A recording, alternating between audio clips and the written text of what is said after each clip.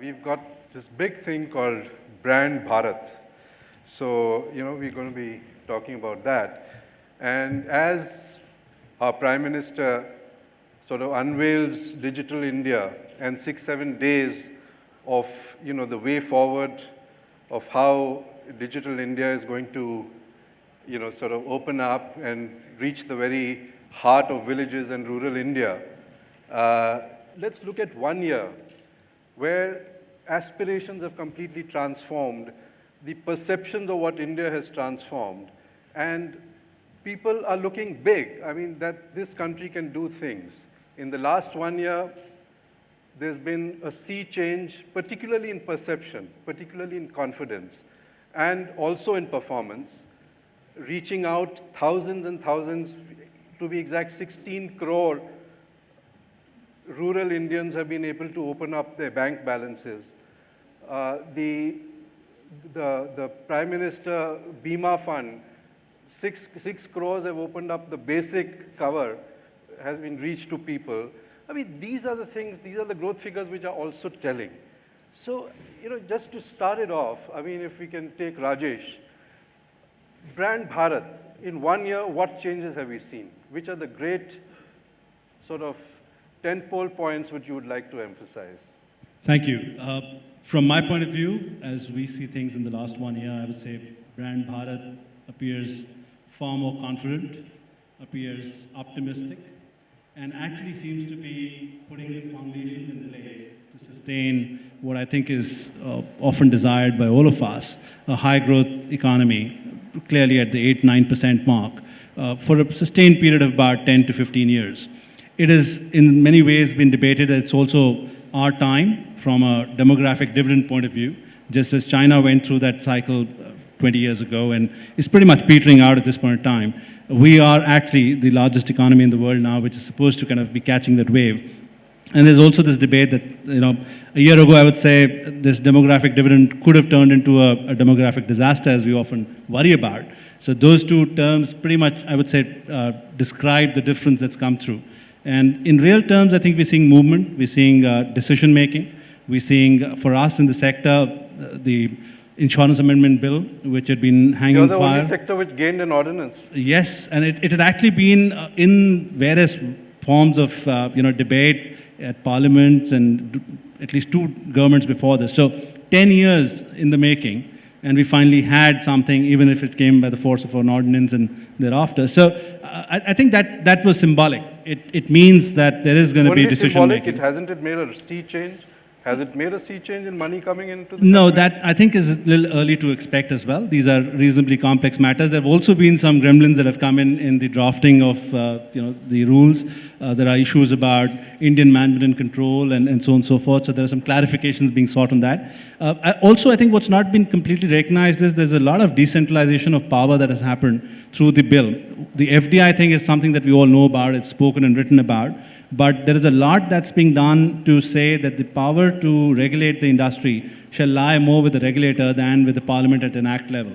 And that means that there will be more nimble-footed response or even proactive thinking at the regulator's end to make sure that the policy is well defined and the industry is kind of supported in its growth. So those are some of the things that we are seeing change on. I would say early days, we've often spoken and written about green shoots and stuff like that. So it's pretty much where I would kind of comment we are.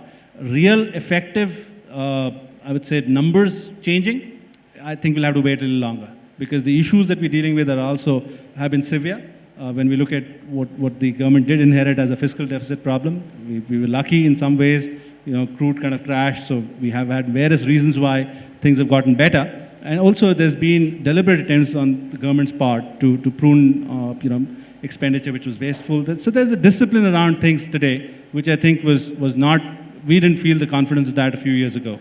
So that's good today. So there is optimism, as I would put it. Yeah. That's where we're going.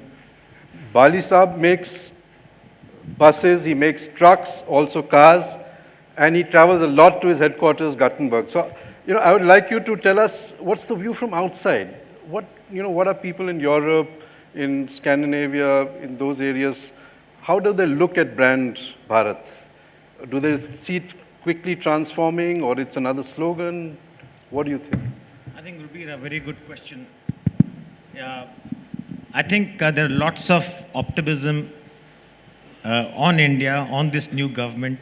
Greece may have gone um, down under, but I think the world is not going to end.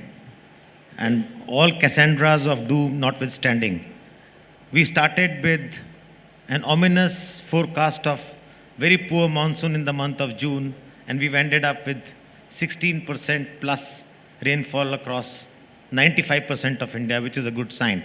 So just to begin with, But now they're predicting that it'll go down. yes, so So that's we can be effectively so say that it will that's go up. exactly what I'm saying. That it's totally contrary to what the expectations was. I think there is a lot of cynicism in the system within because there are a lot of bureaucratic and political pulls and pushes which we need to tackle. I think on the direction front, at least at our headquarter, people feel that this government is on the right track. It's raised the right issues in terms of Make in India, urbanization for smart cities, I think Digital India. I think these are some of the campaigns. Maybe they are the catchwords today, they may be symbolic, but I think at many times symbolism is very, very important because then you set your direction in the right way. Yes, but we have to walk a long way. We got to create circumstances to achieve this, and which means ease of doing business, ease of doing things. The problem, Gurbir, is that we still have the administrative machinery of 20th century managing the aspirations of 21st century. So there's a huge amount of bureaucratic inertia. Mindset change is required. A lot more trust is required. I think these are some of the challenges which I think we will need to really get over very, very fast because for India to grow at 9%, as he rightly said, 9 to 10% over the next 10 to 15 years is a compelling need. It's not an aspiration. To me, it's a compelling need because if you look at some of our numbers, these are pathetic. We have per capita GDP of less than $1,500 per annum. This is average. Some of them are even about as low as $500 per annum. Whereas the least we need to reach is about $7,000 per annum. That's the minimum on an average. So if we have to do that consistently for the next 10 to 15 years, we have to grow at 9%. Otherwise, the demographic dividend which we talk of so passionately and with great sense of pride could become a demographic nightmare. So Bali Sahab, to grow, you need money, you need people investing in the country, both domestically, money coming in from Europe, money coming in from US, more FDI coming in. I mean, they are also waiting. The laws have changed, but whether it's coming in. Now, that's the pointed question I asked you. What's the view from your principals? I mean, maybe not the Volvo company managers, but, what do the people say? I mean, I was watching a TV program where the World Bank chief, local World Bank chief, a fellow called Otto Rohal or Ronal, right. He was saying, his basic thing was that, look, I mean, there was a lot of sort of brand equity placed on Narendra Modi. Right. But today, you are out of 180 countries, you are 140th on the list of corruption. Right. Nothing moves in this country. The perception is bad. Right. He was mincing no words. He was saying perception is bad in Europe. Right. And US is so-so. Right. But in Europe, it's definitely bad. So what do you say to that? So his personal brand equity, I mean, Narendra Modi equity has gone up, definitely.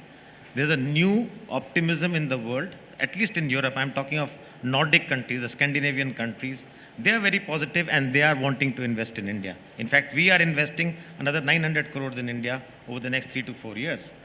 The only problem is that people always take it with a pinch of salt. They say in India, we talk a lot, we promise a lot, but we do not execute and we do not deliver. Or we deliver at a very, very delayed time frame. If we talk 3 years, we probably take 10 years. I think so that is going to be the execution is going to be the challenge, and people will have to change mindsets in terms of delivery.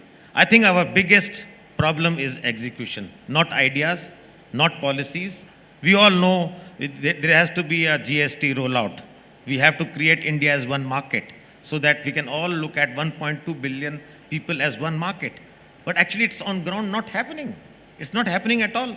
It's so difficult to sell from one state to another, especially equipment like ours, the big equipment. You have to pay entry tax, you have to pay VAT, So the people say, oh, well, let's forget it. So I think these are some of the things which we need to correct. But then there are huge amount of disruptions in the parliament.